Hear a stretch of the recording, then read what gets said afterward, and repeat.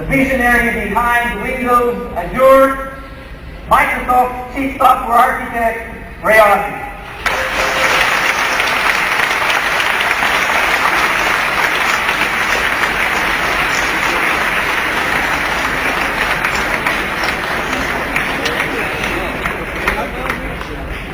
Thank you. Thank you so much for the warm welcome. This is, as Bouquet said, this is my first time in Israel, and given that it's my first time, and given that several days from now it's my 27th wedding anniversary, I thought it might be a good idea for my wife and I both to come out on this visit and to spend a few days on vacation while I also spent a few days at work. And we arrived a few days ago, and it's been just a tremendous experience. We met up with some people who brought us to a number of places where we did a little bit of sightseeing. It was deeply touching for me because it brought a sense of reality to so many of the things that I'd read about since my childhood, and I had never had the opportunity to touch and experience. But I have to admit that I'm in a little bit of trouble with my wife because after having such a wonderful experience and after having walked on the beautiful beach here in Tel Aviv for a few nights, just amazing sunsets, after she found this one pair of shoes that she'd been looking for 9 months, right out here, a store out a few steps down, she's a bit frustrated with me that it's taken this long to come here, and also frustrated that we're not here as long as she'd like. So I'm sure I'm going to be back very, very soon if history is any indication.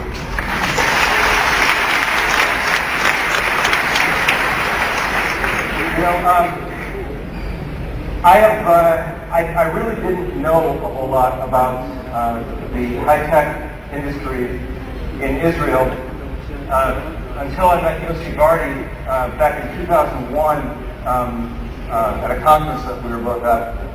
And ever since then, I've really looked forward to coming out here because I am an entrepreneur at heart, and it's so very clear by everything I've seen that this is just a tremendous hotbed of innovation. Being an entrepreneur has its ups and downs, and my last experience before I came to Microsoft was with a startup that I did called Brew. And Brew was founded in '97, and we were just coming to market with a product when the first bubble popped in 2000. And I got a chance to witness, not only through my own experience, but through the venture capitalist community that I dealt with and other startups, some of the challenges that startups can face in economic downturns. Venture capitalists are in a tough position because the prospect of exits is greatly reduced. This, of course, pushes back on the funding of startups, and it's generally not a great situation all the way around. But history suggests that downturns are also a time of great opportunity for entrepreneurs. Incumbents in many industries, large companies, especially public companies, tend to focus their energy during these times much more on pain, on making the numbers the next quarter, on very pragmatic things.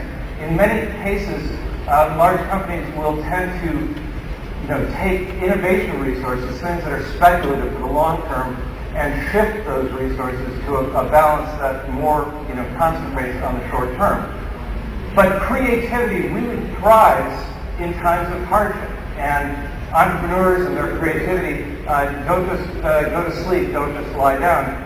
They do things like work in their garages, work in their attics. They do things like garage